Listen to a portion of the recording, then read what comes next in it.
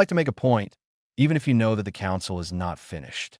But I understand that the schedule could become too prohibitive.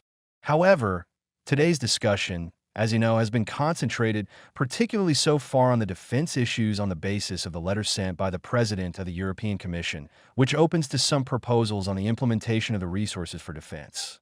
Obviously, you also know that this is an informal European Council, so it is not a European Council that decides, but it is a European Council in which the discussion on some proposals that are brought forward is opened.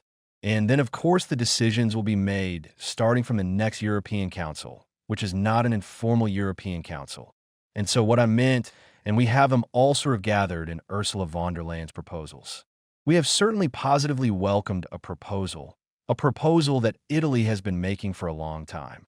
That is to deduct the defense cost from the calculation of the deficit-pill ratio. After that, President von der Leyen also indicates further possibilities to access, let's say, debt for 150 billion loans for 150 billion euros, which is another possibility, even if among the criticisms that Italy has pointed out, there is the one for which most of these resources are resources that in some way have to do with debt. Clearly, when nations like ours approach the subject of debt, there are risks that must be taken into account. She saw the risk of one within delinquency that gets shown at your events. So I think that, for example, and we're now elaborating this proposal, which will be brought forward by Minister Giorgia to the next ECOFIN, that we must, for example, imagine tools of European guarantees for private investments on the model to understand of InvestorView.so. We're making proposals for which we can also find resources to promote investments and therefore also create jobs to help companies with European guarantees for those investments. After that, we have conducted a battle to exclude cohesion funds. That is to exclude the possibility that resources from cohesion funds to defense spending would be forcibly withdrawn. It has remained a clause for which nations can voluntarily make this choice. Clearly, we cannot prevent other nations from deciding to make this choice, especially those that are most exposed. But as far as I am concerned, I will propose to Parliament to clarify right away that Italy does not intend to withdraw cohesion funds. They are very important funds for us on the purchase of weapons, and this will obviously be a decision that we will then make together with the Parliament. It will certainly be the proposal that I will bring forward after that. I have also allowed myself to point out that the concept of defense in Europe is a slightly broader concept than the word rearmament. I believe that the word rearmament is not the right word to talk about what we're doing on the concept of security and the concept of defense. Today is a concept that concerns many areas of everyday life of citizens and therefore not simply being equipped with adequate weapons, which is certainly a topic. But in short, it concerns the subject of raw materials. It concerns the subject of cybersecurity. It concerns the subject of critical infrastructures. It concerns many areas of which we also have to deal with on a daily basis. And so perhaps we're giving messages that are not very clear to the citizens. And I think that on this, we need to clarify a little together what we are doing. After that, the discussion will continue on Ukraine in the evening. But in short, today the bulk was on this. I also greet the fact that on the eve of the proposal of the President of the Commission to open the scope of defense costs from the calculate mission of the relationship with opposite pill, there's also a debate that begins to open on a comprehensive review of the Stability and Growth Pact. Probably if some of the things we said when the new pact was declared had been listened to a little more time today, we would not be faced with the situation. But it is certainly news that we greet positively. Clearly, it does not concern, as I see it, a possible revision of the pact, only the issue of defense.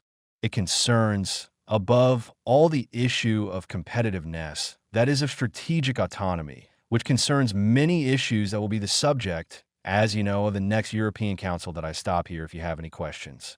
I have already said what I think of this proposal. The Lamb, the French competition, by the same ship, a lot of difficulties, young to be out of it, to play a little bit. Could I not keep trying to leave the castle because it was they, as he said, I will not make offense. I am very, very perplexed about this proposal. As I said at the beginning, I do not consider it particularly effective. I also consider it very complex. I think that the central issue of peace in Ukraine, on which I think we must make all possible efforts to promote a peace process, clearly by greeting favorably from the American initiative all those who want to reach a peace process. But peace needs certain security guarantees. Certain security guarantees, in my opinion, are always at the forefront of the Atlantic Alliance. The only serious way to guarantee them is that alliance. Then there are several ways to do it. And here we are carrying out our proposals, but in my opinion, to send troops, not better identified European troops. Then in short, French, British, rather, is the most complex solution and perhaps the least effective. I have said it. I have reiterated it. I have also excluded the possibility that Italian soldiers can be sent in this picture. And I think we must also think about more durable solutions, even those that could represent today a shipment of troops. Another issue is the issue of peacekeeping missions of the United Nations. But it is a whole other matter because they are missions that intervene when there is a peace process started.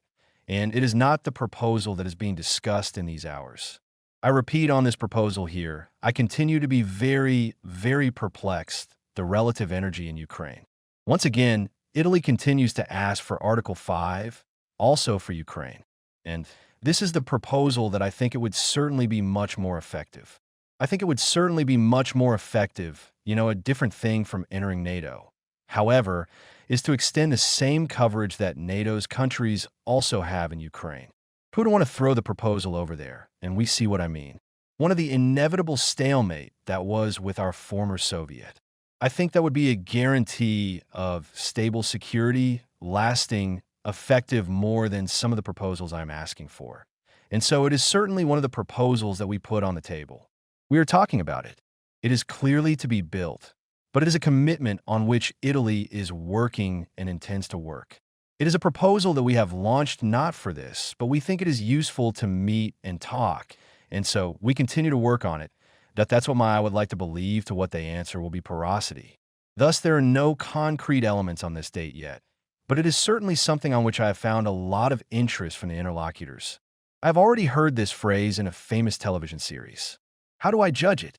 Look, I think that, at this moment, there's not much need to respond. Well, it seems to me that there are more demonstrations towards the public. I'm not interested. I am interested in finding a solution that can be effective and serious, because that is why we fought. In these 2 years, all the efforts we have made, 3 years. I apologize. All the efforts we have made, I have said it many times, were to reach a peace that had rules. And today, thanks to that work, there are the conditions. Because if we had not supported Ukraine today, we would not be talking about peace. I remind this to all those who say that it is us, even that it is me who unleashed the war in Ukraine. I have heard it said in these crazy things that I sometimes listen to, we have worked in vain because there was not an invasion of Ukraine, because Ukraine remained standing, because there were adequate conditions to sit at the table. Today, we have arrived at that moment, and we must reap the fruits of the sacrifices we have made.